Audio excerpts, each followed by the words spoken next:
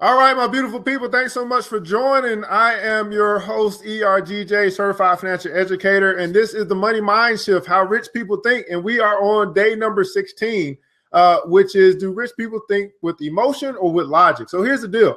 We're actually going through a 100-day journey to change the way that we think about money. And here's what we understand. Number one, that wealth begins in the mind. That wealth begins in the mind. If you want to have rich results, then you got to have rich thinking. And so what we're doing is we're reprogramming the way that we think. And we're starting to go through this book called How Rich People Think by Steve Seibold. Steve, make sure I get my check. Now, here's the deal. We come to understand that rich people think differently than poor people. So we're just going through and seeing and testing some of these things and say, is this true? And if it is, then we can make a decision to change the way that we think so that we can get different results. So, if you're looking to get out of debt, you're looking to take your finances to another level, well, hey, there's some things that you can do. And what I did to go from being a financial zero to being a financial hero was I read. People ask me all the time to open up my library, and guess what? They ask me what to read. I tell them what to read, but more often than not, they just simply won't read it. So I decided to create this show where we can actually read together. Go through some things. As quick principles takes 15 minutes. 15 minutes of your day could change your entire life. Let me take that again. 15 minutes of your day could change your entire life. So we're on to day number 16. So let us begin. The middle class sees money through the eyes of emotion. The world class sees money through the eyes of logic. Once again, the middle class sees money through the eyes of emotion. The world class sees money through the eyes of logic. Most people never accumulate much money due to a series of self-limiting beliefs around the subject fueled by negative emotion. Now, for me, guys, growing up, there seemed to be a lot of negative emotion around the word money, around the word rich, around the word wealthy. It was just a negative emotion. Maybe there was beliefs that you could never attain it. Maybe the belief was that it was evil. I'm not quite sure, but I do know that there's a negative sentiment in a lot of the communities as it relates to money. Being rich, being wealthy. Matter of fact, I tell people all the time, start saying that I want to be rich. And they find that to be a problem. Like, how dare I say that I want to be rich? And I'm saying that how dare you not? How dare you not make that something that you aspire to do, because you are going to do more, you're going to create more, you're going to be more. And therefore, you're going to have more. It's all about growth. Not just growth in physical terms that you're going to grow and get taller and get wiser and get smarter, but also growth in your finances, right? If you don't want to grow, then why would you ask for a raise? I want to be rich. It's not a negative connotation. That is something I believe that if you want to be rich and you want to do good things with the riches that come into your hands, if you want to leave an inheritance to your children's children, then you got to start thinking that I want to be rich and find out a way to get there. By the time the average person becomes an adult, they've been brainwashed with dozens of middle-class beliefs and philosophies about money, which virtually guarantees them a life of financial mediocrity. Have you been brainwashed? I know I have 20, 30, 40 years of beliefs that have been put upon you, 20, 30, 40 years of brainwashing by the biggest propaganda machine ever invented, the television, 20, 30, 40 years of brainwashing by radio. What are you putting in front of your eyes, and what are you putting into your ears as it relates to money? You say you want to get out of debt this year. Are you reading any financial books? Are you listening to any audio tapes on money? If you want to change, then guess what? You just got to change. Change what you do. Change something up every day. And just getting on and listening to this show hopefully will help you to begin the process to change so you can have different results in your life. Children, teenagers, and young adults hear negative money messages over and over until they become beliefs that dictate their behavior. Their well-meaning village of advisors has inadvertently set them up to struggle for the rest of their lives. In short, a middle-class thinker can't teach you how to become a world-class thinker. I repeat that again. A middle-class thinker can't teach you how to become a world-class thinker. Someone living a restricted existence can't tell you how to live an unrestricted existence. Someone living in a restricted existence can't teach you how to live in an unrestricted existence. Why? Because they just can't see that far. They don't see possibilities. They see restrictions. They don't see the vast world outside. They see a cage.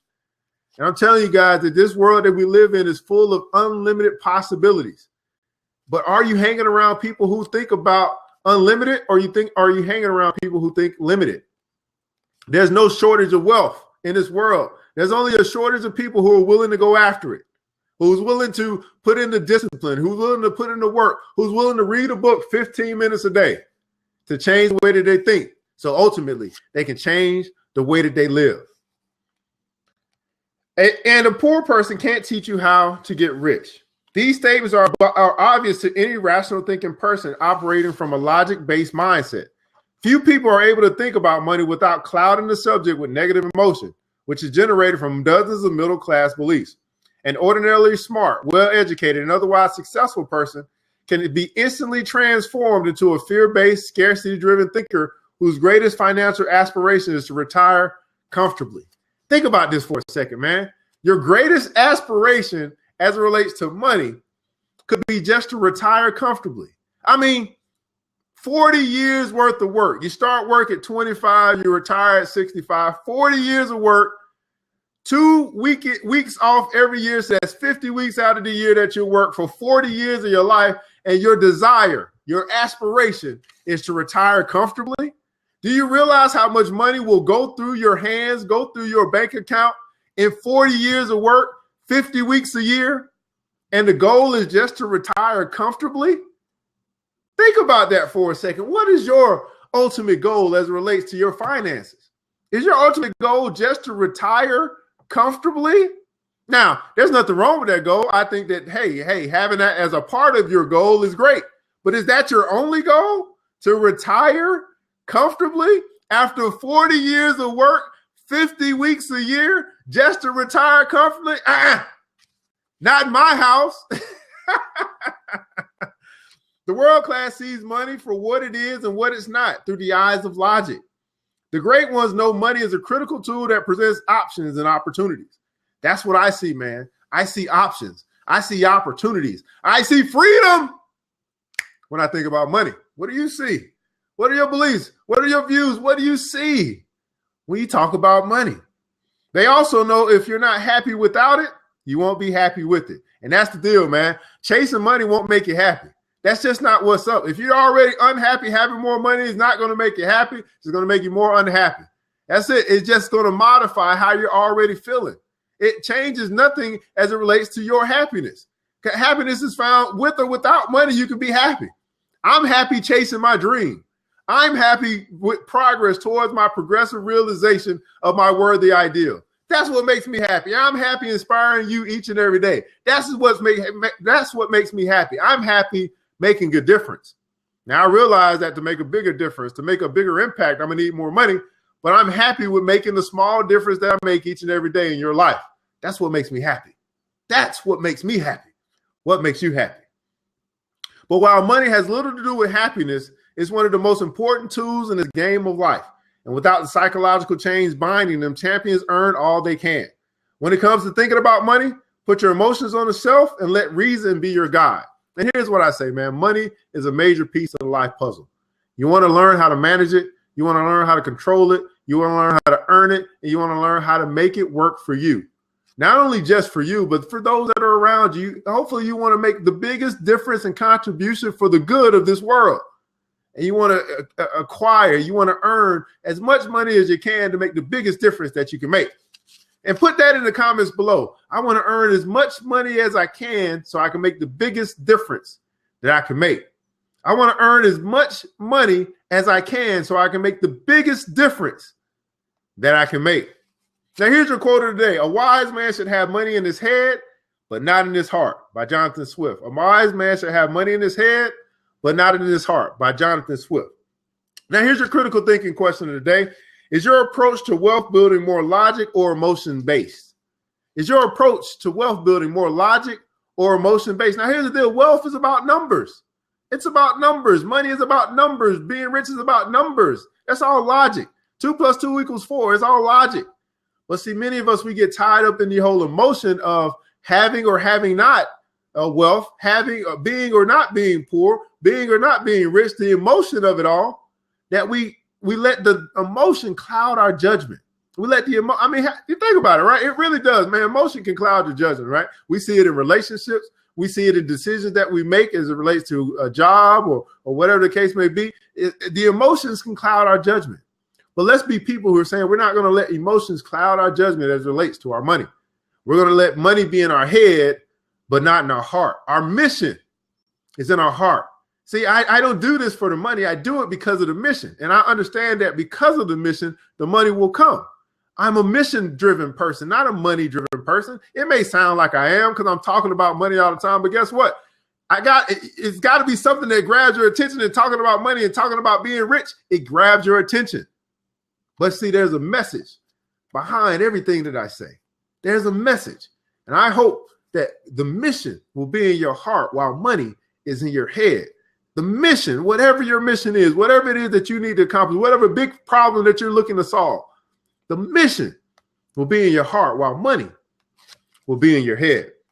Here's your action step for today. Decide today to use logic to dictate your financial strategy and emotion to motivate yourself to stick to it. I'll repeat that again. Decide today to use logic to dictate your financial strategy and emotion to motivate yourself to stick to it. And I think that's a great step for every area of your life. You know, use logic to set up your strategy, to make your plan, but use emotion to make sure that you stick to it.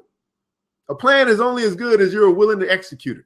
It's the emotion, the enthusiasm, the motivation that'll help you stick to it, to walk that thing out so you can make it to the end of the rainbow where you'll find your pot of gold. Well, hey, this is ERGJ, your certified financial educator. Day number 16 is now complete. We got 84 more days to go, guys. And this hopefully is helping you to change the way that you think about money. Because truly, the rich think differently than the poor. And wealth, it begins in the mind. You got to be wealthy in your mind long before you're wealthy in your wallet. And so each and every day, Monday through Saturday, 8 a.m., we're going to be going through the rest of these principles. I'm ERGJ, your certified financial educator, and I'll be here. And the question is, will you?